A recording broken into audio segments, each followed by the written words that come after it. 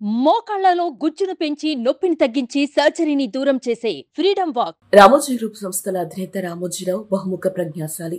లక్ష్య సాధనకు దశాబ్దాల పాటు నిర్విరామంగా శ్రమించారు. రైతు బిడ్డగా మొదలై వ్యాపారవేత్తగా రాణించారు. కృష్ణా జిల్లాకు చెందిన వెంకట సుబ్బమ్మ, వెంకట సుబ్బారావుకు 1936 నవంబర్ 16న రామోజీరావు జన్మించారు.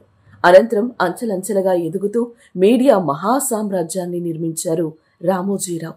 అంతేకాకుండా తన పేరు మీద దేశంలోనే అతిపెద్ద ఫిలిం సిటీని నిర్మించారు. రామోజీరావు నిర్మించిన ఫిలిం సిటీలో ఇప్పటి వరకు వివిధ భాషల్లోని చిత్రాలను అక్కడ షూట్ చేశారు. అక్కడ నేటికి వివిధ సినిమాలు, సీరియల్స్ కి సంబంధించిన షూటింగ్స్ జరుగుతూ ఉంటాయి.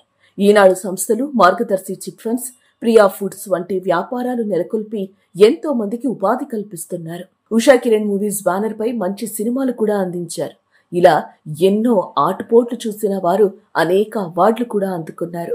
5 నంది అవార్డులు, 4 ఫిలింఫేర్ అవార్డు, ఆంధ్ర విశ్వవిద్యాలయం, శ్రీ వెంకటేశ్వర విశ్వవిద్యాలయం, శ్రీ రవిశంకర్ విశ్వవిద్యాలయం నుంచి డాక్టరేట్లు, యుద్వీర్ వంటి అవార్డులు సొంతం చేసుకున్నారు. అయితే మీడియా టైకూన్ రామోజీరావు అసలు పేరు రామోజీరావు కాదు.